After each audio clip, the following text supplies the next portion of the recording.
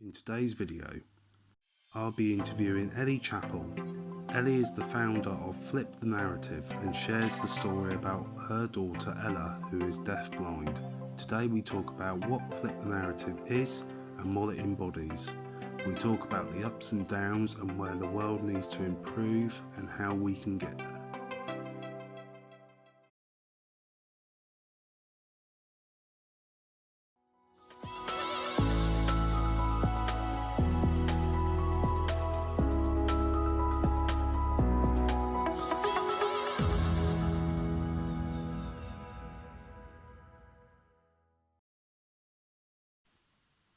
Hey guys, and welcome to another episode of MaxiAspie with a special series, the Autism Connections. And as you can tell by the intro, guys, today's guest is Elly Chapple. So, Elly, thank you for joining me on the Autism Connections. Thank you very much for asking me, Max. It's lovely to be here. So, I suppose my first question I ask to everyone is, what is your connection to autism? Well, I am not autistic myself, but I have some really great friends who are, like yourself and Barney and other people. And I think my connection would be I am just really interested in human beings and the differences that we all have.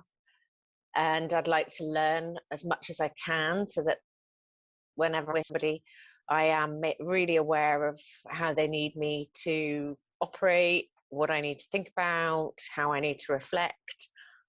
So yeah, like with any difference, I think it's being connected to what the person wants and what they need and how you can deliver on that so that you're keeping someone in a really comfortable human shared space. No, I think talking is always the starting point when obviously you want to learn, want to find out more. Obviously, I had the pleasure of being able to be at the same event with you at Festable 2018, and I think it was also the Festival of Education in 2019, everything before obviously the pandemic. So with all that being said, obviously I've watched your TED Talk, I've watched you speak numerous times about flipping the narrative. If you can just tell us a bit about, what you campaign for and a bit about your story, when it comes to flipping the narrative and Ella. So obviously, like you say, we met in Festable in 2018, and that was the first time I'd actually ever spoken publicly. So I was really, really nervous. And Barney Anglers had asked me to join because he'd spotted something I wrote, I think, on Twitter and was curious about it. So sort of messaged and said, how do you feel about sharing these things? And I wasn't quite sure, to be honest, because I wasn't sure anybody would want to hear what I had to say. And I still don't feel often people really need me to say an awful lot, but they seem to find it helpful. That's my aim, is to be helpful and useful. So that was the first time we talked about Flip the Narrative when I presented at that wonderful day, which was just fantastic in so many different ways, met so many people that we had a human connection with who really stood in the same space you did and understood. It made everything much easier. It was just such a wonderful community. And I talked about Ella's story, our journey. And I think it was the first time I'd really got to the point of understanding, coming from a negative space to a point of having a really strong talk with myself about turning this on its head and looking at it differently and finding the positives to do something different, and how could we then help others do things differently. And that was the first time I had actually framed it into what were we going to do. For those who know me, they obviously know the story which we talk about in the TEDx, when Ella went blind, and the lack of understanding around her as a person, as a human being, really. And the fact, yes, she is deafblind, but she's a human being first, and she has all the wants, needs that we all do. We just need to meet them differently. We need to understand how to communicate in her language. We need to understand when she's had enough. We need to understand, it's very logical, actually, when you really spend time on the ground and living with it every day, all of it's logical. Nobody's asking for gold-plated anything. They just would like you to work with them as a person first, and then learn about the things you don't know about and deliver on them well because you've learnt. So it's kind of the things we teach, isn't it, in schools? It's the same approach. It's learning about topics you don't understand and enhancing your understanding, and then being able to expand on that further. So Festable was the start, and then we sort of shared how we felt things could be done differently. I think Flip the Narrative is really asking people to examine things upside down, shake it up, take it apart, put it back together, try it again, tweak it, keep tweaking it, and always expecting that this is a process and a journey. There isn't like a final destination in my book. It's a lifelong walk to understand consistently and continually how to be a better human being. My daughter's really taught me the importance of what I bring to life every day, and that means in terms of how I treat people, how I speak to them, how I interact, how I think about things, and just that everybody would like to be spoken to and interacted with in a positive way. So although things may not go the way you would like, it hasn't, I have found personally, really helped an awful lot to be negative, and to focus on that, because it keeps you in a spin cycle of that being the same story over and over again. And to tell a new story and like flip that narrative, because you know, stories are where we all come from. Right back in the days when people drew on cave walls, you know, we were telling stories about our lives and who we were, and non-verbal gesture was very prominent, you know. So it's where we've all come from.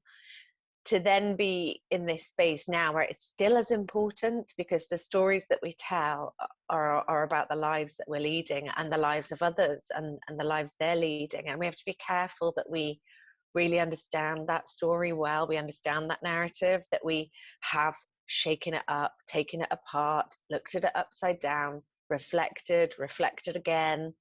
Because actually, and I always think of Professor McDonnell when he says, if you're part of the problem, you're part of the solution. And that's kind of one of his main quotes that he will say. And it's really remembering that we've got to be powerfully reflective about how much we bring into the room, because quite often he will say we are the main issue. So for somebody in distress, particularly like Ella, for example, if she gets upset, we have to think about very fast, very quickly, the environment. That's light, sound, smells, everything. And then our presence, where are we? Are we in the right state to support? Do we need to swap in, swap out? Have we brought stress into the room? She can feel it. She doesn't understand why we're uptight. And it's being really constantly reflective about your own personal space and what you're actually bringing into the conversation. So that's kind of developed on, and we are post-pandemic, obviously, I'm going to be doing a few things face to face this year, which feels a little strange because we haven't been in contact very much, have we? And it's quite exciting in one sense. I'm a bit nervous in another, just because it's going back to sharing a space with people. And I think in the last 2 years, we've all really experienced that restrictive nature of the pandemic, but also had some time to stand in the space of people whose lives have been like that forever. You know, they've had these restrictions imposed on them by society because they are deemed different, so different to anyone else. And it's such a mistruth, I think, because we are all diverse, always have been, always will be. And it's getting to grips with that reality. So I think it's been a really good space to reflect, and looking forwards now, coming back together, it's a really good time to do it slightly differently, be a bit more open to how much we need to do ourselves, how much learning we need to undertake to bring about true equality, true inclusion, you know, humans sharing spaces together a lot of it, the responsibility lies within each of us. No, absolutely. And, you know, I always, even from your TED talk, one of the quotes that got me the most was, you know, we are all different, but we are all human and we are all the same in that respect, you know. And my mum always used to say to me growing up, you know, that my brain is wired a bit differently and my brain works like this. And, well, actually, no, she used to go, my brain works like this. And for neurotypical people, their brains work like this. And unfortunately, the world that we live in is very much adapted to people that work like this. So I think you're right. When the pandemic hit, you've got all these people whose brains work like this. And then suddenly it's like, oh, we've got to work like this.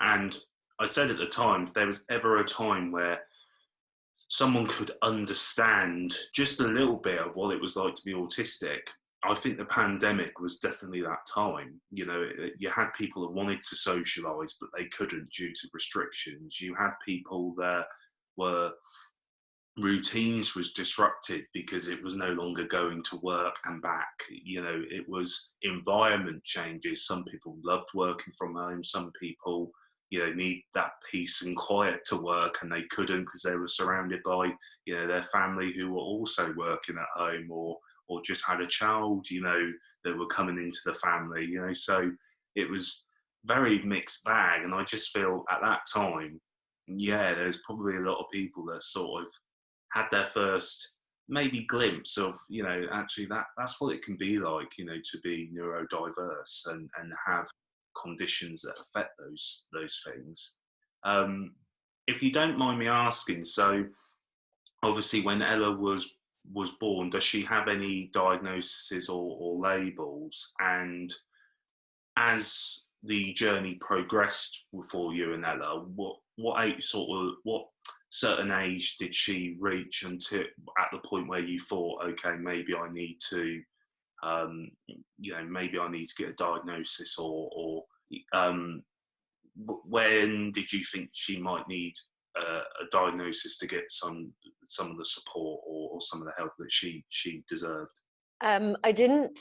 I wasn't really aware of all of the stuff I'm aware of now back then. Ella was my first child, and I sensed she needed certain things from day one. Like I don't know why I did it, but I used to draw the curtains when she was first born. And I remember the midwife saying, this child will never know what light is if you don't leave them open. And we didn't know then that she had aniridia, which is an incredibly light sensitive eye condition. But I instinctively was doing that without the knowledge it was called something. So I think there's a lot to be said for the parental connection to children. You know, like you have a gut instinct and a knowledge that comes from just the connection to your child. It was fairly quick that they came up with, you know, she has a syndrome called WAGA, and they obviously knew she was visually impaired and she had some hearing loss. But it wasn't until she was 7 that it was discovered she was actually deafblind. So it was a long time in, and really what pointed to that was the shift in her physical presentation. I mean, people say behavioral changes. For me, it was she wasn't coping and she was struggling, and I could see that, and I could see she was deteriorating, and I couldn't. It's like we're missing something. We are missing something here. What is it? And I had a really profound conversation with somebody called Mark Gray, and he, within sort of, I think the first 10 seconds of a phone call, told me, you do know she's deafblind? And I was like, she's what? And he said, well, yeah, she's got vision loss, she's got hearing loss, so she's deafblind. And I was like, I don't know what that means. So he came up and sort of helped me understand what that meant and what it looked like. And obviously deprivation in your 2 primary senses is very difficult, and it means that you need very explicit ways of learning, very explicit ways of being taught, and you need people who understand how to deliver that well. And then he explained what an intervener was. So an intervener is somebody who's trained in deafblind approaches and is very specifically taught how to work with, and you don't do to or for. This is a real mantra that came out of the work of McInnes and Treffery back in the 80s. And they really pushed that it must be with, because doing to somebody who is in experiencing that level of deprivation is only going to exacerbate stress, and stress is a big thing with deafblindness. So there are labels, as you know, there's lots of different kinds of labels. I don't really focus on it so much, other than when I think it's about how she needs to be helped, and when people have got a really good grasp and understanding of what those things mean, and they've done the learning and they've spent the time to really unpick and understand what that is. It's, for Ella, it's always about the relationship. It's relationship first. It's, you have to walk with her and develop a relationship, and you will be amazed where she goes once that connection's set. Because like for any of us, that sense of trust and connection is deeply powerful in terms of what you will or won't do, or what you will or won't dare to do, or how high the ceiling is, or how high the bar is going to be set. And with a really trusting, powerful relationship, you essentially have high expectations of one another.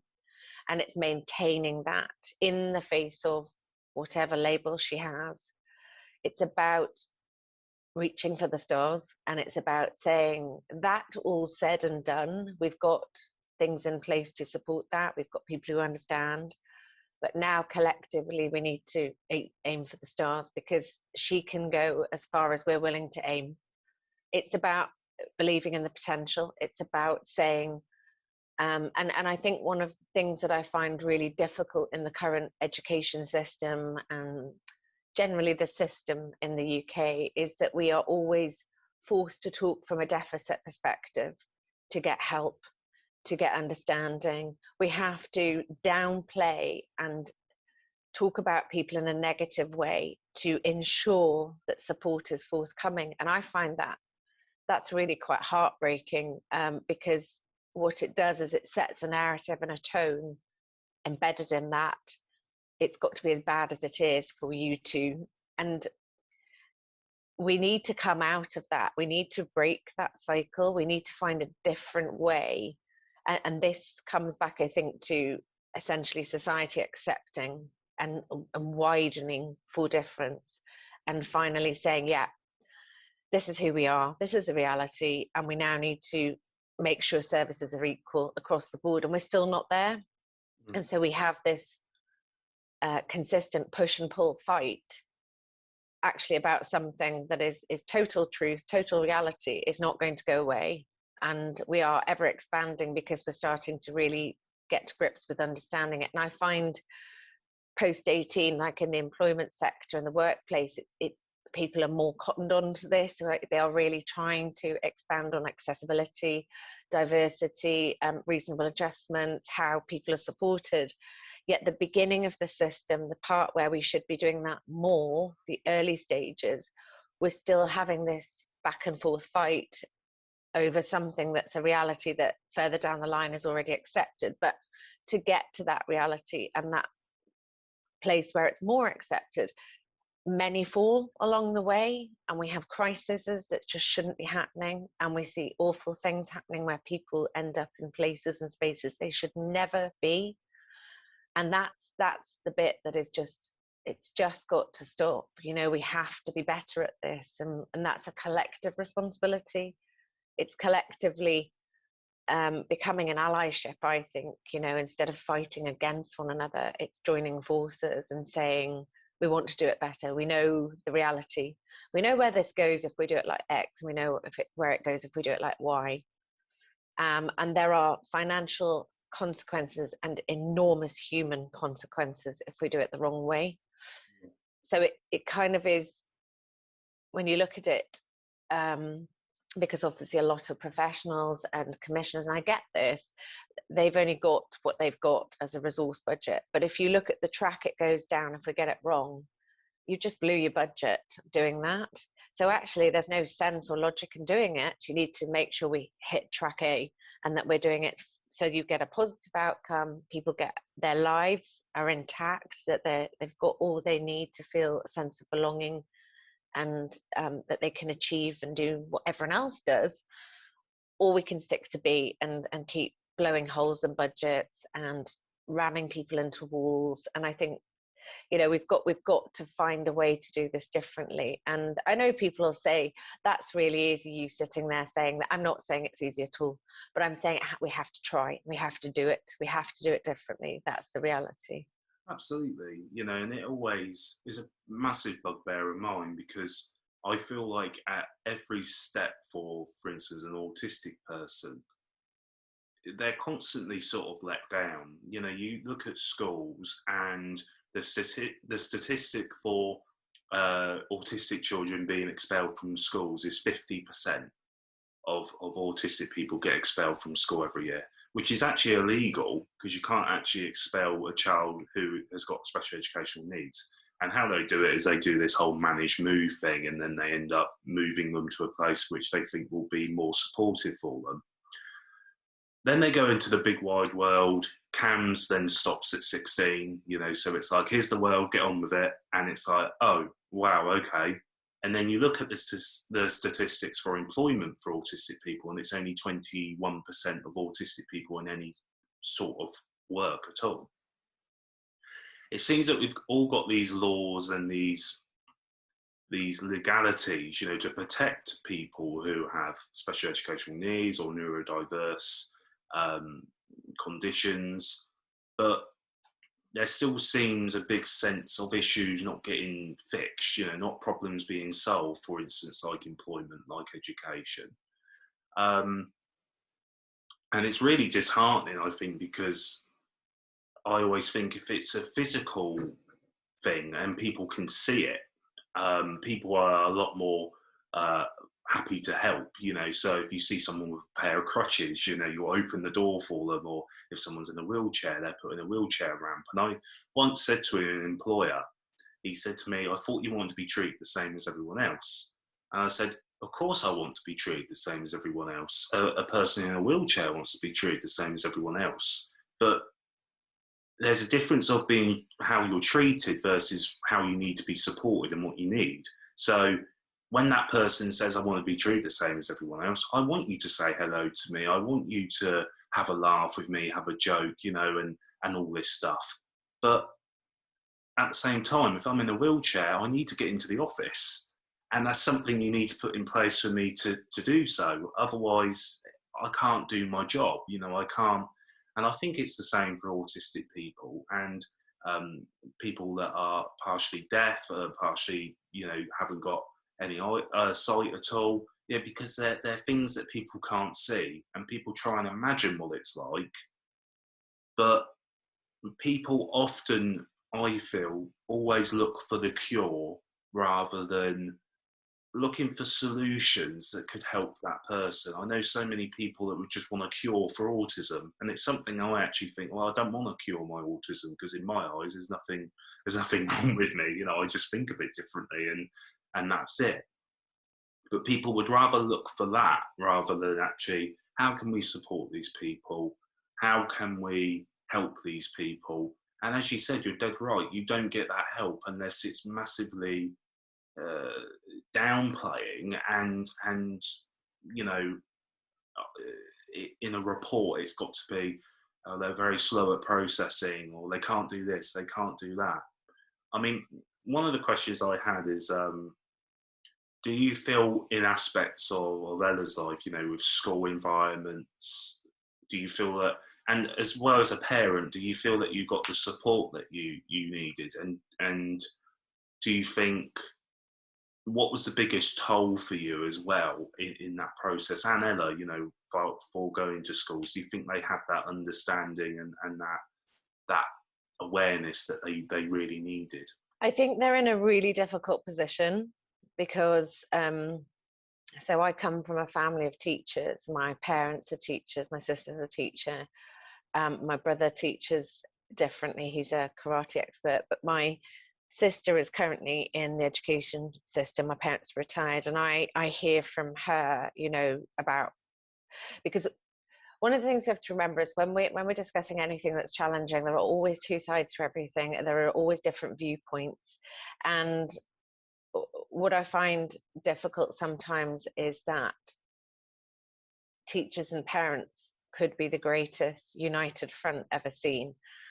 And so it's understanding the backstory that everybody's dealing with, because we just don't know.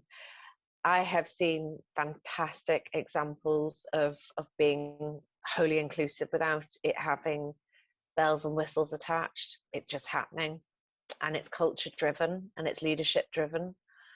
In terms of Ella, I think it's very difficult sometimes when you are the only one, which in her case, being very low incidence, that was the case. And that's really hard because it's a very long journey to take with one person. And I understand you have upwards of 15 children in the class, in a special school or elsewhere. So I get it. I don't think, reflecting now, it's easy for anybody. And I think what that comes down to essentially is how the system requires us to all operate. So the linear assessing and the must have this target and must reflect, like I was saying, the negative rather than the positive. Otherwise, you may lose the support. And how would schools deliver if they do? There's so many things that just need to be flipped on the heads a bit, and dare to do it differently, be brave enough to do it differently. And I know lots of people who are doing that, and it is the cultural leadership top down that is able to lead the way for many, because you need to feel you've got the support to try it, to be creative, to do things slightly differently. So I think that's a really big topic and question. And again, I always think about a lot, what would happen if teachers and parents just connected and aligned? Like, it would be an immovable force. The culture in education would have to shift. We would have to make room for everybody. I think quite often it works to an advantage in policy that we are quite often on opposing sides, because you know that keeps us busy, doesn't it? Whereas actually, if we put all the swords down and said, you know what, we're going to really commit to doing this together, the policy would have to shift. So you know, there's a lot in that. I think for Ella, yeah, like I say, it's being so low incidence is difficult, but actually if you think about it just in a human way, and you think about, we've just got to find a creative way to include, and really it's learning about the person as a person. It's having the time to understand somebody, their needs, wants, preferences, what works for them, because as we know, one thing that works for somebody doesn't necessarily work for anybody else, because we're all completely different. So it really comes back to that understanding of who's standing in front of you and what do they need, and how can we deliver on that. And sometimes that's just time. And I often talk about the power of a pause, because I do think we need to all be very mindful of taking a breath before we do anything, because there is a backstory. You won't know what it is. You don't know what somebody's morning was like. You don't know what they're dealing with in the background. In that moment, they are disagreeing with you about something that's challenging for you, but it may also be just as challenging for them. So I think it's about meeting one another as much as we can in a space where we're willing to take a deep breath and think about the creative solutions, think about the things we need to compromise on, think about the things that we could work towards, think about the things that we can get right first. And some of the most powerful things are the very small things, the human things, when we say we are going to do something and we follow through. And if we can't do it, we say why. because nobody will get cross with you if you come back and say, I'm really sorry, I didn't manage it, but I'm still working on that. If you just don't reply, it starts to create anxiety and stress, the lack of communication. And the way we communicate quite often creates the biggest stress for everybody anyway. So I think being really mindful about these things, trying to take a bit of a pause before we, go off on a tangent, and rightfully so. Sarah Ryan always talks about righteous anger, and I really like that phrase because it's so true. And there is a place for righteous anger. It absolutely has a place, and it's necessary. But I think we've also got to have a place for just breathing and taking a minute and remembering that's a human being in front of you. And when we're talking about how we work with people and what we think people need and how we should approach that, we have to model and demonstrate that even in the most challenging situations ourselves, because it changes the conversation. It really does. We practice an approach called low arousal, which asks you to do that all the time. So stand in your truth, use your pauses and your spaces, be hugely reflective, take a break from it, swap in and out, use your team, and think creatively and think about where somebody is and think about what you can do to meet them where they are, or support them, or ask it differently. And sometimes it's just shifts in language as well, the way we use words and how that is presented can create many different interpretations. This is why written communication like emails and Twitter and things like that, we can misinterpret so many things because we don't know one another, we don't know what's gone on just 10 minutes before, we don't know, so it's I reflect a lot about those things. I think about things. I think sometimes I read things and think, do I really need to reply to that? Because actually I've no idea, that could go 10 different ways. So it's just remembering, isn't it, that we're human first, and then unpicking and getting to know somebody and them getting to know you, so that relationship's solid. It's really interesting because I think we are all guilty of it as well. Even myself, people would see the work that I suppose me and you do and think, yeah, we must be never like that. But I can hold my hand up and say, actually, I think even I'm guilty of it. You sometimes forget that, as you say, that's a human being in front of you, and you don't know how their morning's gone. You don't know what's going on in their personal life. We're all sort of a little bit ignorant to it. We don't mean to be, but I think what makes the world go round is people like yourself that, as you say, you're developing ways of saying, okay, let's take that step back and actually think about it. And I think that's really, really key. I mean, for you, what's been the worst experience that you've had as a parent for Ella? Whether that was a confrontation with somebody, or someone has said something, or just something that's happened. What's been the sort of worst experience for you on you and Ella's journey, and what's been the best as well? Just to go back to your point before, I would completely agree with you as well. Like, I don't get it right ever. I hands up. I literally don't. I am on a learning journey and I drop the ball daily. And I'm quite happy to say that now, whereas before I used to give myself a hard time about doing that. Because actually what Ella taught me, and my other children, because they're very good at reminding me when I do drop the ball, that, and this is why kids are so powerful, because they speak truth. They shoot from the hip. They don't mince their words. They watch adults all the time and tell us when we are veering off the authentic path.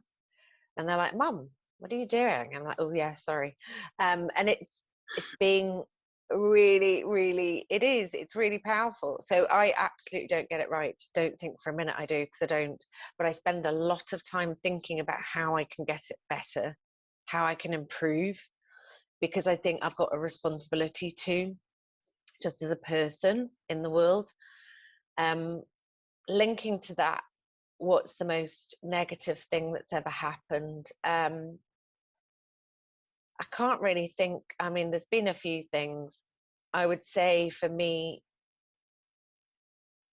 when people make assumptions about my daughter and go, running off down a path that I just, it really distresses me, because it's like a snapshot of something they haven't really dug into or got to know.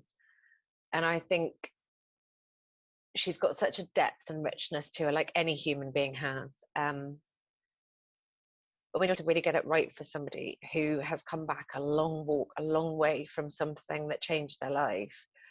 You've got to really, really dig into it more. You've got to be thinking really creatively and think about the things that didn't work. And then somebody might have an assumption and assume you've got it completely wrong. And I find that distressing, because I think there's such a depth to what we do. There's such a depth to the reflection. There's such a depth to the knowledge that you need. You really have to upskill. And that's for everybody. So I've had to learn sign language. I've had to go on gazillions of courses to learn how to be a better practitioner, not just a mum, but somebody who can deliver well. Because yes, I'm her mum, but I still need to be able to communicate well. I need to be able to understand and keep up with where she's going. And also, it's really helped with my other children. So I parent differently. That's the best thing, is I am a different parent and a different person because of the experience she's given me. I'm so grateful for that. I feel really privileged, because as hard as it can be sometimes, it's actually been about my journey as well, and my other children's journey, and she's been the instigator of it. But we've all become better people because it's driven us to look in the dark places and spaces. And I often think it's like a mirror being held up. Do you want to look in the mirror and look at who you are, or do you just want to carry on and never really address that? And that's why I think we find empathy hard, because empathy is about looking in the mirror. Can you stand next to somebody and empathize? And it's so different to sympathy. Sympathy is dead easy. You can say that, I'm so sorry and da. But actually empathizing is being in the moment, staying present, walking through the really tough times and thinking about what you need to do differently. So it's the power of reflection, as in literally a mirror to how do you operate? Because I do think if we can be really responsible about our own space and how we are, we're a much better human being for anyone else who needs to lean in, who needs our support. We're much more willing to go on the journey. We've developed our own strength to really do the hard stuff. So when it comes to doing hard stuff and supporting someone else, we've got the strength to help with. We're able to stand in the ring rather than coach from the sidelines, do that better or do it like this. You've actually got to stand next to them and deliver. And that's a very different place to be. So I think that takes bravery, and it takes a lot of strength, but it also takes a lot of thinking about what you bring to the table. So those are the best thing. I think she's just made us better. She's made us better humans. My mum's always said two things to me, and hey, you might agree with them, but my mum used to say, normally your children grow up with you, but as a parent, I've had to grow up with my child. That's one of the things that my mum always said to me. I think, and as well, it was for my mum having Lewis, who's my brother. He's neurotypical, and it is that different parenting style as well.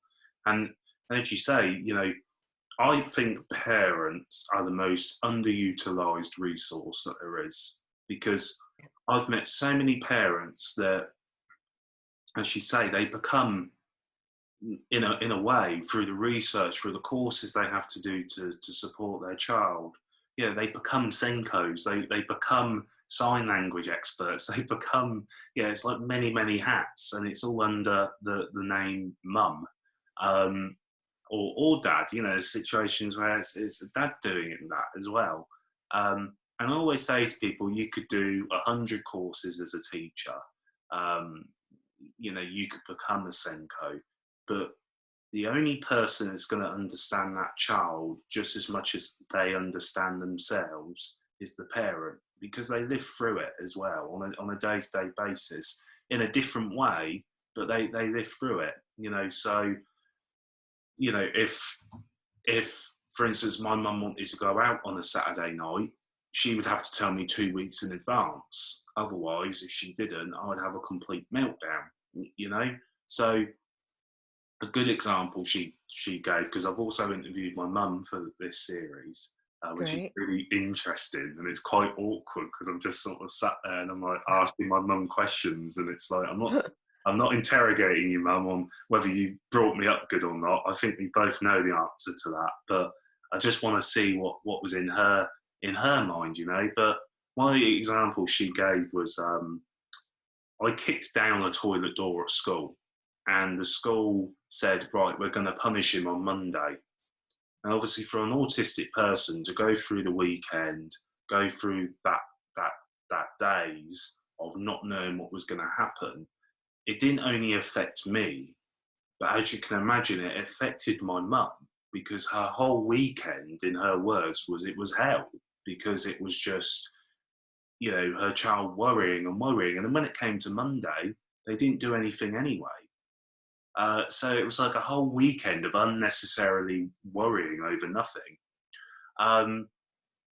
So I think you're dead right. I think if you had that united front of teachers and parents coming together, you know, I think it was Abraham Lincoln that once said, "A house divided cannot stand." So, you know, if you have those houses together, it will force policies to change. And I think the same for employers as well. If employers was to take the time to, you know, get people on their teams, you know, get people in more frequently around special educational needs, or you know, how to support someone that is blind or deaf, or anything like that, or get parents in as well of children, or adults at that time, or adults with those conditions, it would just make every environment so much better.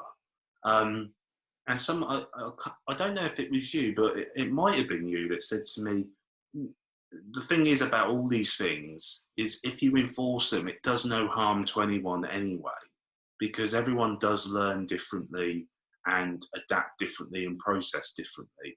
So a lot of people will go, well, we don't want to spend the money getting a Senko in.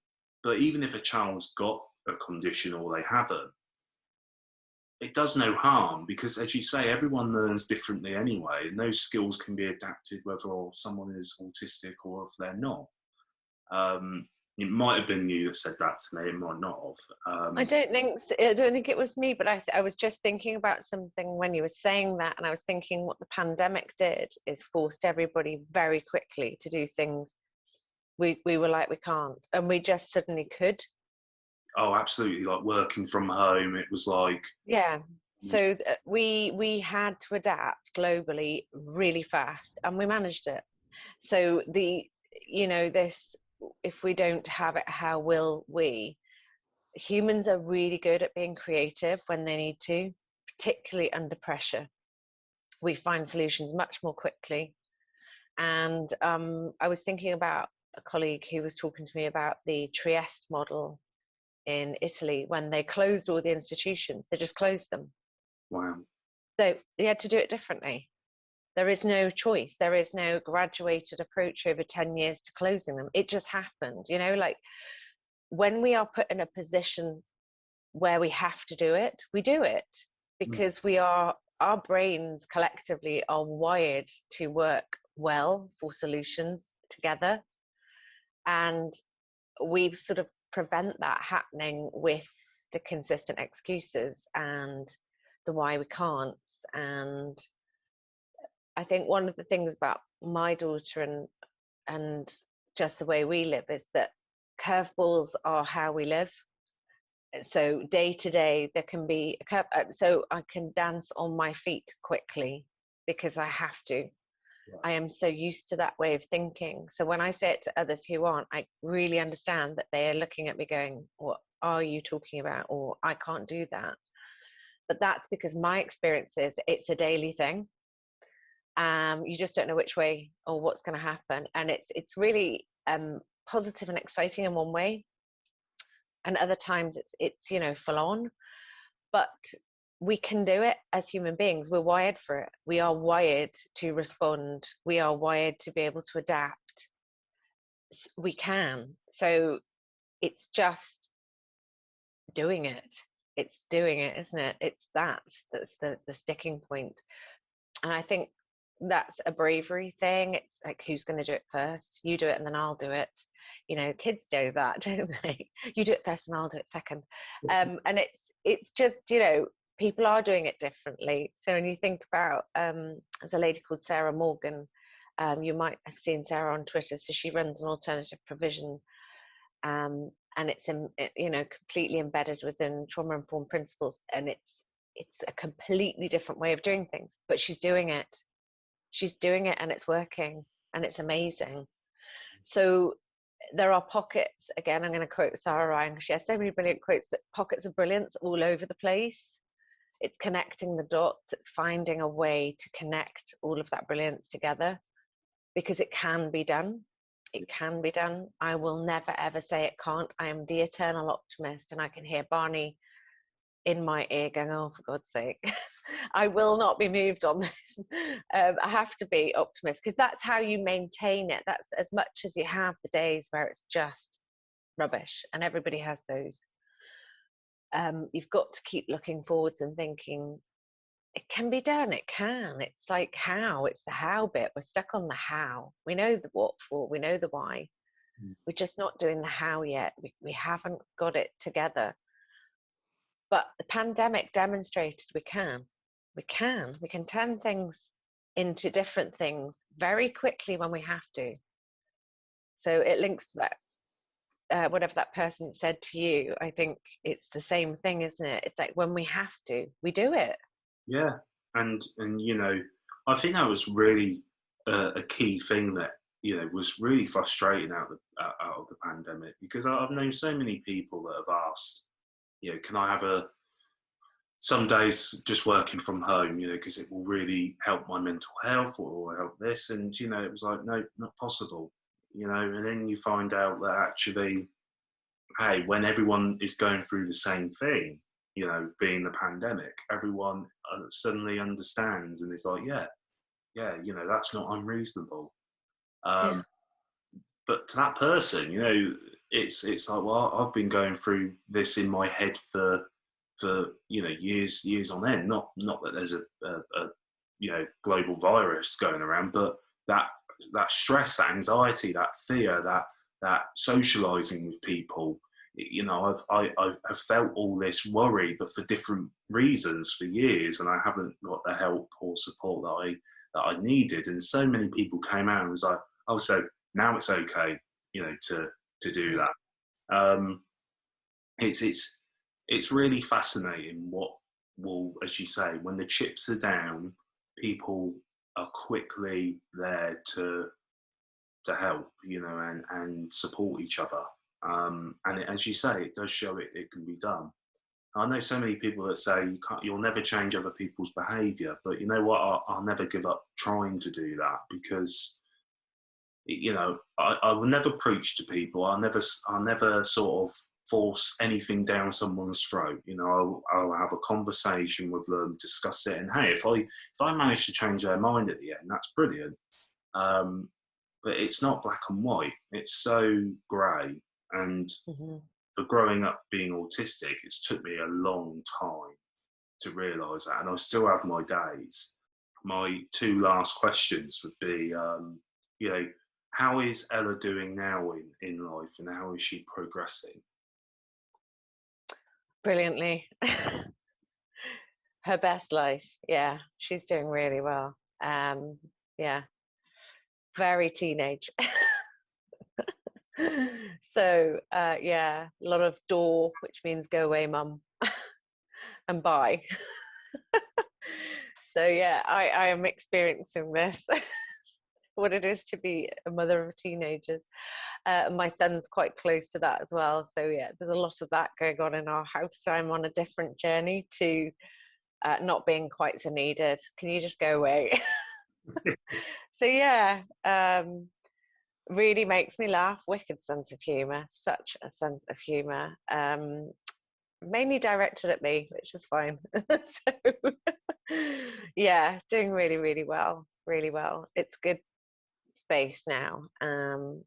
Particularly looking forward, and I think for everybody, you know, looking forward and how we're going to do things and coming out of that grey space, which, you know, it was such a grey space, but a real thinking space as well, and with everything that we've learned and what we need to do and do better. And it feels positive looking forwards. I feel positive looking forwards now. And yeah, she's just loving her life right now, which is great.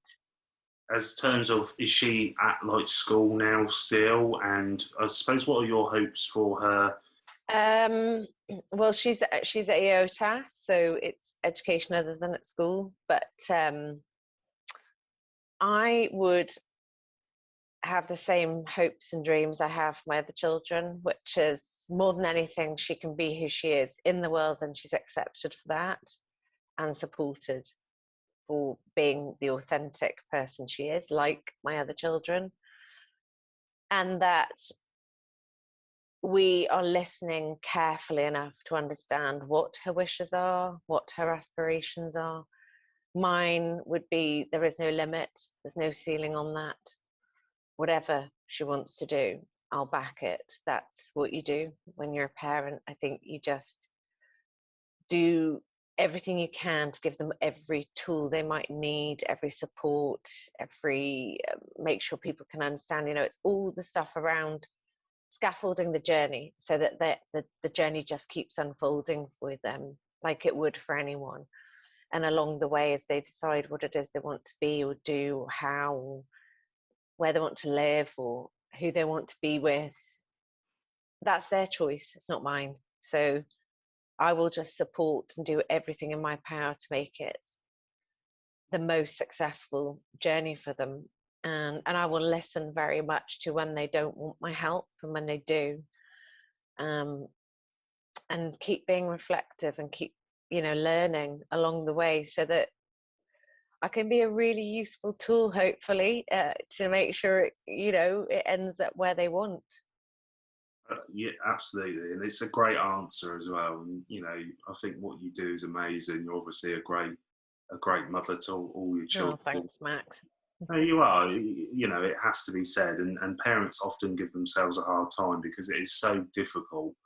You know, because you're constantly thinking, have I got that right? Have I not?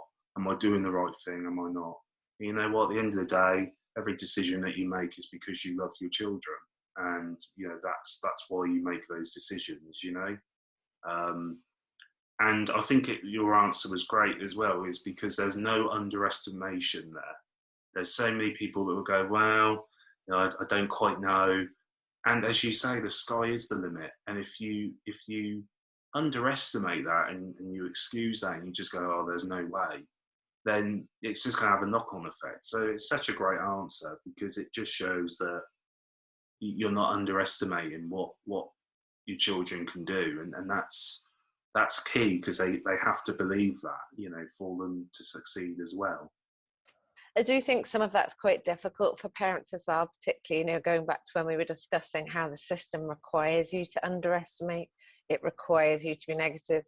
It requires you to say, oh, because you fear we're not going to have any help to get there. If we, yeah, so you're, as a parent, I think you're often faced with a very difficult situation. How do you say the right thing? In your heart, you have limitless expectation. You know, it's, the sky is the limit. And sometimes yourself saying things that you just think, that's not what I think. But it's the system wants that answer. So that needs to be addressed so that we can really, you know, shoot for the stars, because that's what everybody deserves, whoever they are. I was very lucky. My mum, very broad thinker, influenced a lot of my thinking. Back in her day, she was so far ahead of the game, and she just had this ability to include everybody. She had a group called the Rhythm of Life, and it was from 0 to 90, and they were a dance troupe, and it included any kind of ability. And she had like every kind of person in that group, and they toured and they danced in London. I mean, this was so, what she did was such a collective human thing so many years ago. I never stopped thinking about, I was so impressed. I mean, I was a bit kind of like, Mom, what are you doing? It's like orcs as at the time, because I was kind of teenage. But now I think, wow, she was such a trailblazer. But it was just her view was everybody's involved, everybody gets to be included. Why not? Why not? Yeah. You know, it was just, so it really, that did influence my whole life. Yeah. And I think right on the money when you say, you know, you have to sometimes say things, you know, just to get the help. But the one example I had was when they changed the money system to personal independent payment, which I used to receive, and it used to help my mum be able to, you know, support myself. The day of the assessment was done by a physiotherapist. It wasn't even someone that was trained in special educational needs. And I was turned down for the personal independent payment because, quote unquote, I was well dressed and well nourished. So they sort of expect you to walk in worse sort of circumstances, and as you say, you're sort of expected to really over dramatise what it is, just so you can get the help. And it's just so wrong, and it's so incorrect. But hey, you know, as we've touched upon, that is unfortunately one of the biggest flaws in the system that happens. I suppose my last question to you is, what have you got coming up? You know, what can people watch out for the next journey of Flip the Narrative and Ella? I've got a couple of events this month, so these are the first sort of face-to-face things. So I'll be in Glasgow mid-March with Claire Hunter, who runs the company Red Harbour. So I've got the real privilege and honour of interviewing or chairing rather the day with some phenomenal speakers. There'll be the Children and Young People's Commissioner of Scotland there. There will be Robin McPherson, and there'll be Charlene Tate and Jennifer Knussen and Patty Sencleys and John McDermott from Studio 3. So there's a whole host of amazing people to listen to. I'm really excited because this is where I learn a lot again, or I really find this so interesting to sit and listen and learn. And there are so many people talking about such fantastic things. So that will be a really positive day on the 16th of March. And then towards the end of the month, I will be in Swansea at the Swansea Arena for an event run by their Parent Care Forum. And this will be looking at why we need to flip the narrative, but also why human rights are important for everybody, and try to bring together the strength and unity in the parent voice. So hopefully I'll be helpful. I've said it a few times recently, I'm a bit of a Mary Poppins, so I kind of go where I'm needed, and then when they don't need me anymore, I go again. You know, I just do what's helpful if it's helpful, and then when I'm not needed, I'm not needed. So I try and just keep people thinking, keep people talking, keep people looking at it upside down, shake it around, and try and do it in a kind way, in a human way, because nobody needs more stress. So hopefully it helps. Absolutely. Absolutely. Thank you ever so much, Elly, for obviously coming on and talking to me. Thank you so much for inviting me, Max. It's really lovely to see you again. It's been a long time.